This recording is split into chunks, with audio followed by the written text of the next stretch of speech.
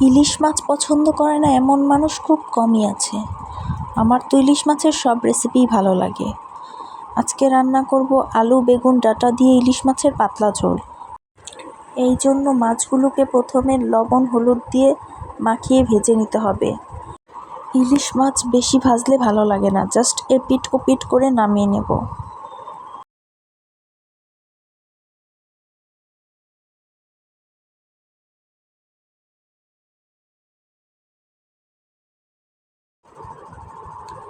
এবার ওই তেলেতেই জিরা এবং কাঁচা মরিচ ফোড়ন দেব।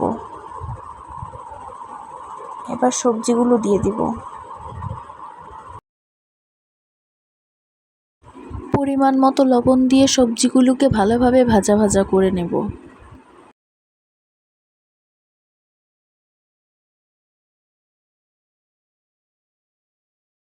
সবজিগুলো যখন 50% সিদ্ধ হয়ে যাবে তখন একে একে মশলাগুলো দিয়ে দিব। 1 চামচ হলুদের গুঁড়ো, 1 চামচ ধনিয়ার গুঁড়ো, 1 চামচ মরিচের গুঁড়ো দিয়ে সামান্য পানি দিয়ে মশলাগুলো ভালোভাবে কষিয়ে নেব।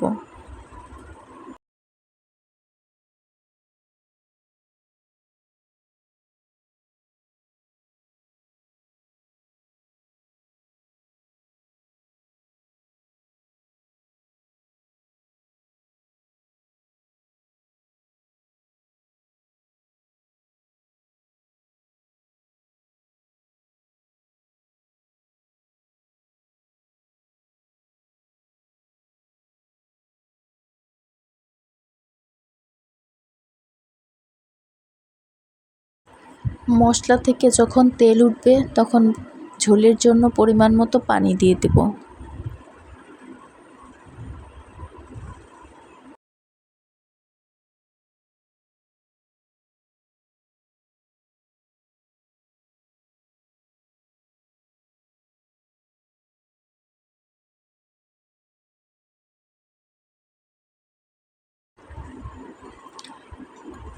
এবার ভেজে রাখা মাছগুলো দিয়ে দিব।